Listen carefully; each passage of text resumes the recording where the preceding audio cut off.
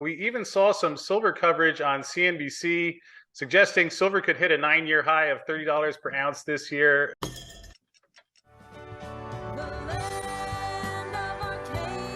Well, hello there, my friends. Chris Markus here with you for Arcadia Economics as we are continuing on our coverage of the silver world in early 2023.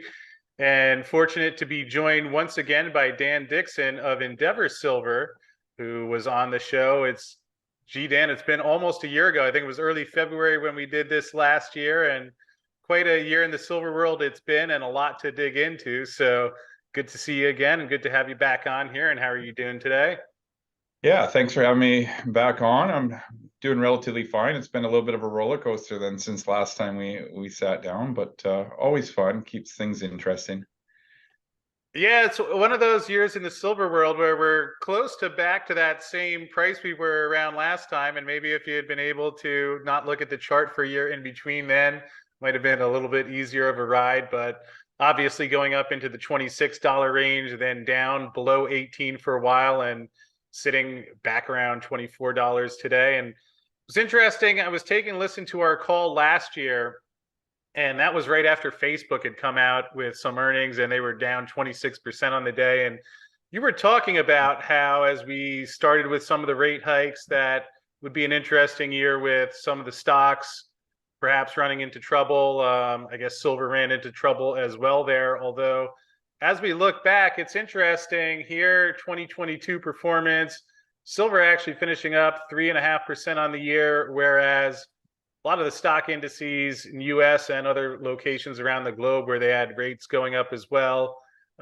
really getting hit hard. So I thought perhaps that'd be a good point to start. Your thoughts on what we've seen over the past year and in the stocks relative to silver.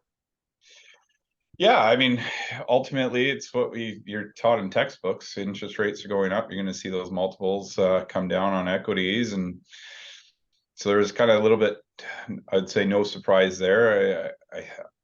Obviously we're maybe coming to the end of this tightening cycle, and the Fed's obviously talking about maybe 25 basis points again, but at the end of the day, the velocity of those rate increases has slowed down, and now it's a question of how long do we pause at these interest rates, and then when do they loosen again, and worry about what probably is already here or coming is a recession for 2023.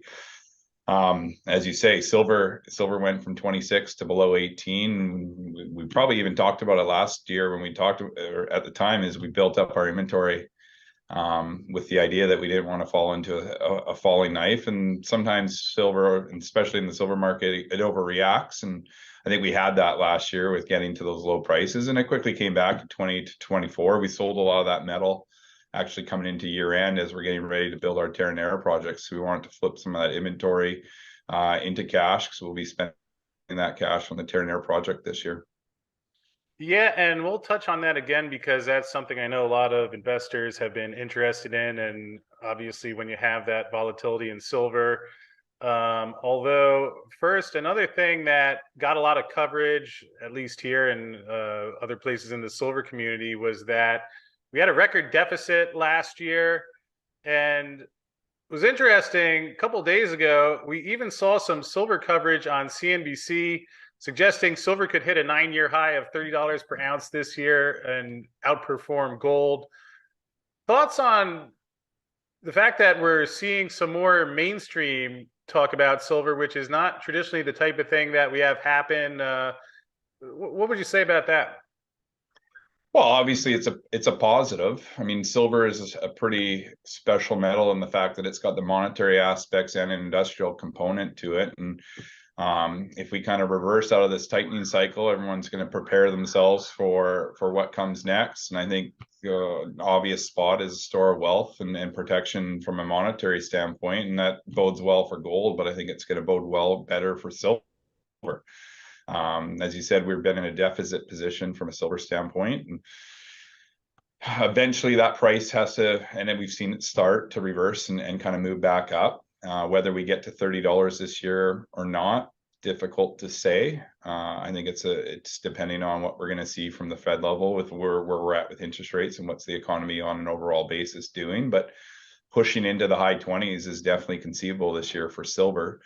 Um, there's when I say there's two components to it, it's the monetary aspects there as well as industrial. And obviously, if we go into a recession, it might impact it from an industrial standpoint. But I really think the industrial components of silver is positioning itself that I don't see that market kind of going through a recession, that there'll still continue to be demand for silver just because of the greenification aspects to silver. So a lot of the fundamentals behind silver is driving probably what's being said on CNBC and why it's hitting mainstream is the higher silver prices. And I think once it's such a small market, silver. I mean, if you think about it, we produce 1 billion ounces of silver a year. 800 million comes from the mining aspect of it. About 200 million comes through recycling.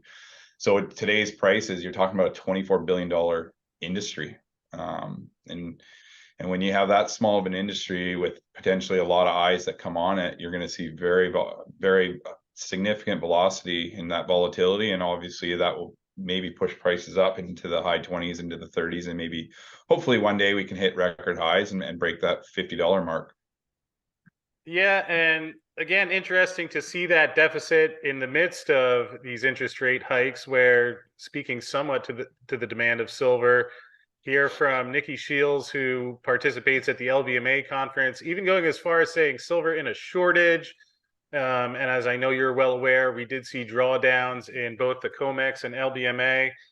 And she also mentions here silver expected to post deficits of more than 100 million ounces over the next 5 years. Obviously, nobody knows exactly what's going to happen over the next 5 years, but based on what you see coming out of the supply and a lot of the projects that are out there, I mean, we're not in an environment, even at the $24 silver, where people are running out to launch new projects. Do you think that's reasonable, that we'll continue seeing those deficits going forward? Yeah, I don't think it's unreasonable, if I can say it that way. I mean, ultimately, from a supply standpoint, the amount of regulations there to kind of put new supply into the market is greater than what we've ever seen. So there's more barriers to entry to be able to kind of pick up those deficits. And there's two aspects that have been impacting us in our industry over the last kind of 5 years. The amount of exploration dollars that have gone into the ground has been quite low, so we haven't been able to replace what we've been depleting out of the earth. And I think that's part of it. And then anything that we have discovered, the fact from discovery to development to production is just taking a lot longer. I mean, there's a lot more eyeballs on sustainability and ensuring that we go through the right processes of changing kind of the economic landscape of a region. And I think that's important. I think sometimes governments can be awfully slow, and impacts that ability to bring new production in. I don't know if that's going to change over the next 5 years. It's likely to get even slower just based on what we see from a government standpoint. And in our space, there's been a couple projects brought into the marketplace. Silvercrest, Las Chispas went into commercial production at the end of 2022. We saw Gatos come to market from an IPO standpoint at the beginning of 2022, and they've had their issues. I think we're set up really well with the Terronera project, and hopefully we can bring that into production at the end of 2024. But there's just not a lot of projects to be able to pick up that deficit in the supply. Of course, a lot of the silver comes from base metal mines, and maybe there's more base metal mines that are coming online. But again, those are generally really big projects that have a long lead time to put into production. So the 5 years that she had mentions for being deficits, it's probably a fair forecast. Yeah, and when you're talking with investors, I know you're at a lot of the conferences and talking with people on a day-to-day basis. Does anyone seem to have any suggestion of how that deficit is going to be met? You talked about how governments are slow on responding to these things, yet they're putting the green mandates in place, which certainly would suggest that there's going to be that demand going forward. Are people talking about that yet, that you're in contact with? Or you got to think, I'm in the mining space. I talk to a lot of mining guys. I think in our space we understand that, and we see it. It would be more the generalists or people trying to understand the silver space and whether or not we can reach that. And I just think people underestimate how much work's needed to put permits in place now for mines to bring that into production. Like I say, the people in the mining space understand that lead time. I don't think outside they do, especially not from a government standpoint. to try to, I mean, gosh, if you look across every industry, I'm sure every industry is asking for less regulations and for governments to understand what they actually do a lot better. And I think for the last 50 years, that's never gotten better. So I don't expect that to change anytime soon. But outside the space, I'd say no. Short answer.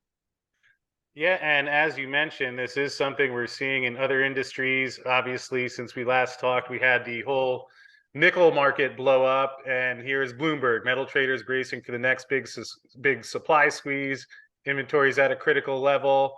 And here was an interesting quote: "We're at critical levels of inventory around the world. Prices are starting to reflect that. We're starting to see consumers wake up and recognize that the problems do exist." Now, they didn't talk specifically about silver in this one, but it seems like the kind of thing that applies to silver and that we are seeing in a lot of the different markets, where to do what the governments are talking about in terms of a green basis and otherwise, there's some sort of a gap coming up here. Absolutely. Yeah, I agree. It's not just in the silver, it's across all metals. Function of exploration dollars going into the ground, a function of lead times to be able to put discoveries into production, and then ultimately the change of what we're going to see from a greenification of this world and trying to go to low carbon. And fundamentally, if that's what we want to do, we're going to need these metals, and we just haven't put the investment into the ground to deliver these metals for the mandates that the governments are pushing out there. I mean, if you're positioned in the metals, hopefully that's a good thing and we see higher prices, because the one way we can manage supply and demand, or supply and demand gets to equilibrium, is a change in the price. And I think we are going to start seeing that. And we have had massive inflation over the last kind of couple of years, and I think that's going to continue a bit. Whether we can get down to the 2% inflation level that governments are targeting, probably doubtful, but we should see some of that price increase show up into the primary metals. It is a primary industry, and that will show up in our copper prices, or silver prices, or ultimately gold prices. Yeah, and you talked about that a little before, but in terms of inflation and things going on that side, not that far off from the Fed's next meeting. Looks like the market now pricing in a quarter point. Again, we mentioned earlier, we saw this rally while they were still hiking away. Seems like we're near that light at the end of the tunnel. Obviously, we'll see in due time how things respond, although I just keep wondering, if the metals rallied like this while they were getting close to the end, what happens after they actually stop altogether? You can comment if you think they're going to be reversing course at some point, but just any thoughts in general, as it seems like they're getting towards the end here.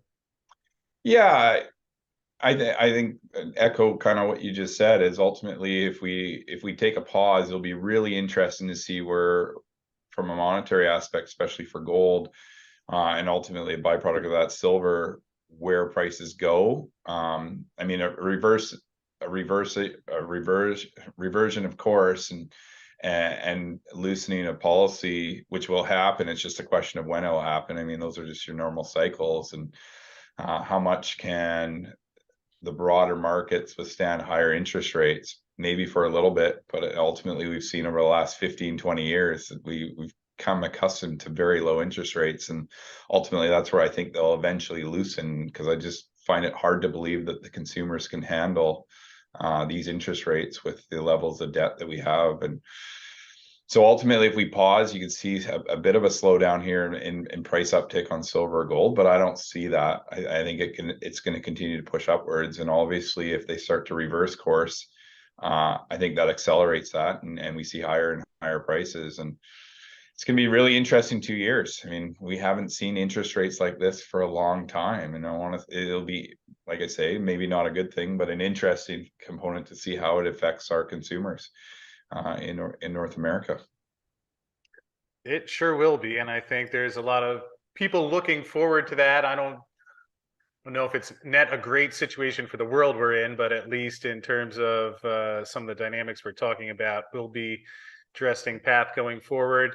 Dan, if we could turn it over to the company side, I know we have a lot of Endeavour fans in our audience, and perhaps we can start with the production, as you recently released that about a week ago. Full year production, 9 million silver equivalent ounces. And perhaps you could walk through the developments there and how things came out in 2022. Yeah, I think we had a great year in 2022, and we followed up from a great 2021. In 2021, we revised our guidance upwards, and we beat that guidance. This year, or this past year in 2022, similarly, we revised our guidance upwards, and we actually blew that number out of the water. We came in at 9. Our expectation was going to be just over 8.0 million in our revised guidance. So kudos to our operating team to be able to deliver. Now, part of that has had to do with better grades out of Guanaceví than what we had planned. We took a conservative approach in our reserve calculations, and I'm glad that we were able to beat that. And we were able to also supplement our production with some local ore that we told through the plant that also pushed up our grades at Guanaceví. So Guanaceví had a phenomenal 2022. And Bolañitos was probably as expected, a little bit lower grades with a little bit better tonnage. So our production results, as I say, exceeded plan and came in very well. Expectation then for 2023 is that we want to perform again. And I know you'll probably pull that up. There it is, that we expect to do about 9 million or 8.6 to 9.5 million ounces of silver equivalent for 2023, with a balance of that coming from Guanaceví with higher grades. And hopefully one of the main aspects we want to focus on for 2023 is keeping our costs under control and putting real good focus in on that from an operating standpoint. So that's the goal this year, is to continue to kind of hit our targets from a production standpoint, and then hold costs to where they're at, if not drive them down if we can. Yeah, and that's another thing I wanted to touch on in terms of the cost. Obviously, you're facing these inflation costs, especially from a mining side. How have you been able to handle that in the past year, and anything in particular you could share there? Yeah, I mean, it's not easy. At the end of the day, you need your inputs. And if you can cut your inputs, you got to ask why couldn't you cut those inputs before and improve your margins anyway? And Bolañitos, I think we've done what we can. I think from an input standpoint, we're kind of operating in line with where our underlying drivers are. At Guanaceví, I think there is opportunities to improve productivity there, and that's going to be a little bit of the drivers for 2023's costs come down. The inflation where we're seeing it on steel was significant for us last year, and ultimately diesel prices are up, but diesel's not a big cost for us as an underground vein miner.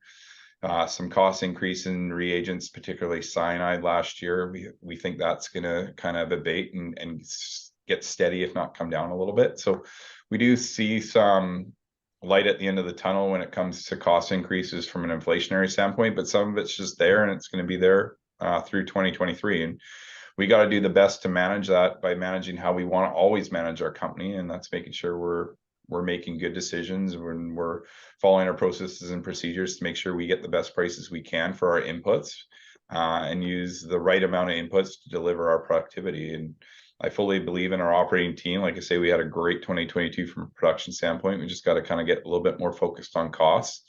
And that's the normal kind of evolution of a company, or a cycle of a company, is there's always something to work on and try to get better at. And for us this year, it's cost protection at our cost, mitigating our cost increases at Guanaceví and Bolañitos.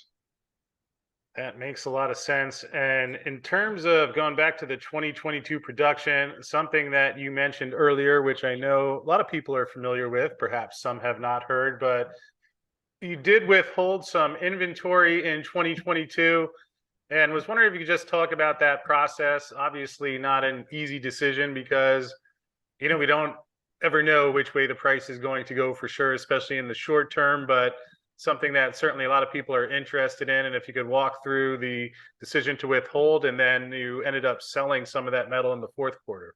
Yeah, I mean, we have a great balance sheet right now. We have over 110 $120 million in working capital. $70 million of that was in cash. At the end of Q3, we had about $35 million in bullion at market prices, and that was probably at $20 silver. We are going to be building our Terronera project in 2023, so we always had the idea that we weren't necessarily going to hold on to bullion for long term, but we also weren't going to sell into a falling market. And I mean, at the end of the Q2 and end of Q3, I think we saw $2-3 drops in the price of silver in the last month, and even in the last couple of weeks. And with the way our balance sheet was and our need for cash, we made the decision that we'd hold on to that. And happily in the fourth quarter, we were able to sell some of that metal for higher prices, and not always going to be able to beat the market in that sense. I think it's a fool's game a little bit, but time was on our side, and when you have time on your side, it's a benefit. And selling silver at 22, 23, $24 felt a lot better than selling at 18 and $19. And it's not a huge impact. I mean, we have effectively almost over 800 million ounces defined in the ground as resources. So, I mean, there's a lot more leverage to what we have in the ground than what we necessarily were carrying on the balance sheet. But at times to time, when things make a lot of sense and logical sense for us at this time, we try to follow it. And so holding back in Q2, Q3 made sense, and then sold it in Q4. And it's a strategy. I don't know when we're going to do it or how often we're going to do it, but it's something we've done in the past. We did it in 2022, and we'll probably do it again in the future. It just has to make sense. Okay, and another thing that I was hoping you could touch on at Terranera, and you're in pre-construction, getting closer to making the formal construction decision. Yeah. Perhaps you could walk through what we're looking at there. Yeah, I mean, we're typically, when I'm out talking to shareholders, the discussion it gets geared towards Terranera, and that's the future of our company. And Terranera for us is going to completely change the landscape of our company. Taglines historically been it's going to double our production and cut our cost profile in half. When Terranera comes online, it's going to be one of the lowest cost producing assets amongst the primary silver producers, producing effectively all the gold will pay for the silver production and some, especially at today's prices. So it's literally a Class A asset. Last year, we've continued to move it forward. We put out a feasibility study in 2021, 2022. We've optimized that. We have been working on project loan financing for a portion of it, about $100 million of the build cost. The rest of that's going to be paid for off our balance sheet. It's been relatively successful, slow, very slow, but we hope to have an announcement here in the first quarter, so we can have a formal construction decision. But with that, we spent $41 million advancing Terranera last year. We committed close to 80 or over $80 million. We have a mobile fleet already on site. We've got 12 of the key components of the plant was ordered that's arriving here in 2023. Earthworks has started. Our temporary camp was up. We started our permanent camp.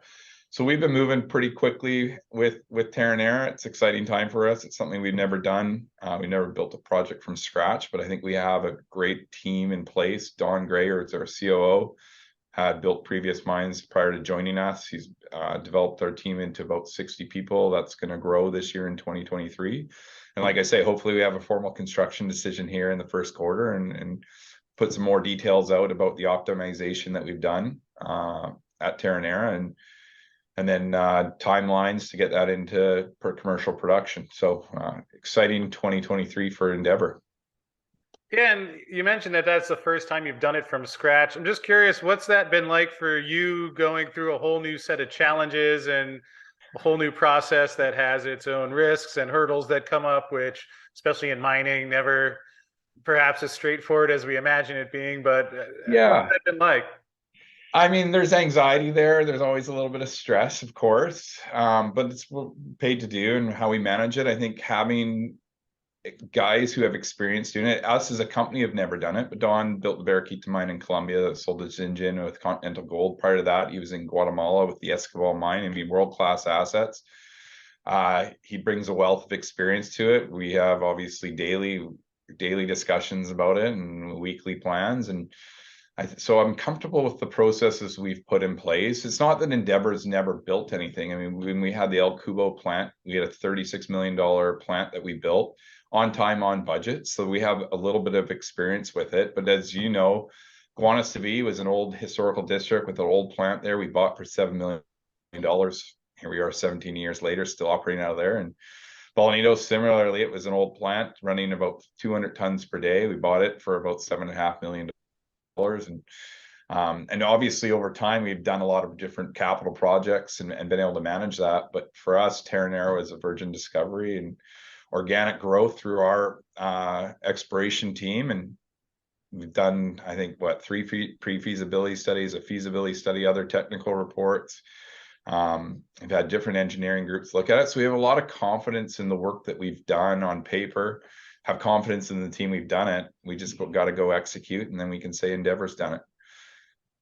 Well, it's exciting to see how you've been moving it forward, and been a busy year for you last year. As one other thing I wanted to ask you about was that you had a mineral resource estimate at the Pitarrilla project, and perhaps you could give us an update on how things are coming along there.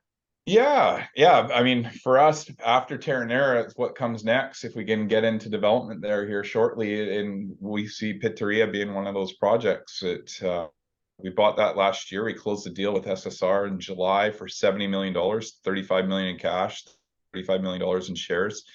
As you can see from this release on the 8th of December, we updated a historical resource that they had prepared back in 2012, released 600 million ounces of silver plus lead and zinc. So that's not a total equivalence. That's 600 million ounces of silver plus lead and zinc between indicated and inferred.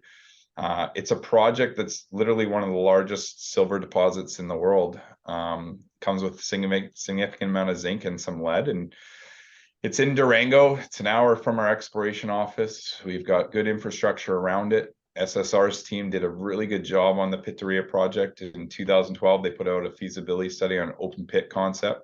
But in 2009, they put out a pre-feasibility study on an underground concept. And I mean, we're underground vein miners, right? So we understand it from an underground sense, and we've got some work to do from an exploration standpoint. We want to prove up a couple things that are sitting in our head, and that's what we'll do this year. There's an adit that's about 200 meters away from a high-grade area.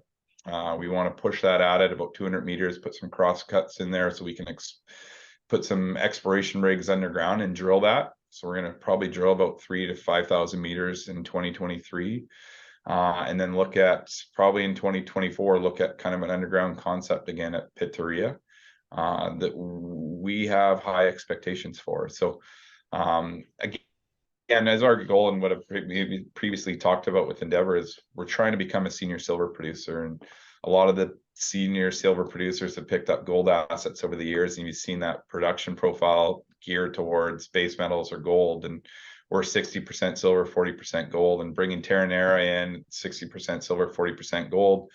Pitarrilla would also be about 60% silver and really propel us into that kind of 25 million ounce production range. Which gets us right behind the senior silver producers, kind of almost even in that discussion. So we're really excited about what Pitarrilla can bring for the company. And like I say, there's a year and a half, maybe even 2 years worth of work there, but something that can fit in really nicely behind Terranera once that's done in current commercial production. Yeah, and certainly a good position to be in given the macro picture and the silver deficit that we're seeing combined all with that. Last one I wanted to ask you about before we wrapped up, the Peril project, where you have some drilling planned as well for this year, and you give an update on how that is looking and the plans there.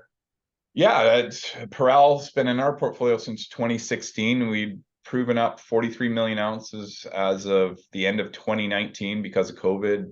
We really didn't drill in 2020. We couldn't get drillers in country. In 2021, midway through the year, got drill rigs going, and then continued that in 2022 with better grades and better widths than what we'd previously seen. It is an old historical district, so we're actually drilling below old workings. There are plants in the area. So it's a different scale than what Pitarrilla would be. It'd be smaller, and depending on where the marketplace is, because no one's got a crystal ball, but if we're in a price environment that we were last year, maybe that's a project that comes in after Terranera. It'd be something more of a 2,000 tons per day, a lot lower capital cost that you could leverage Terranera's cash flows off of if prices aren't higher. But it really gives us a really nice portfolio mix to try to get, like I say, to that 20 million ounce production standpoint. So for us, we'll continue to work at Pitarrilla, we'll continue to work at Perel, and let the markets decide what comes next. So like I say, Endeavour's really positioned extremely well for hopefully what ends up being higher silver prices over the next kind of 3 to 5 years. Yeah, it sounds like a nice blend of increasing production and going into this environment we're facing. So well done on everything that you put together, and certainly shaping up to be an interesting year for you guys in 2023. And perhaps, Dan, just in closing, can you let folks know if they have questions, would like to get more information, or go over any of the projects? What's the best way to do that?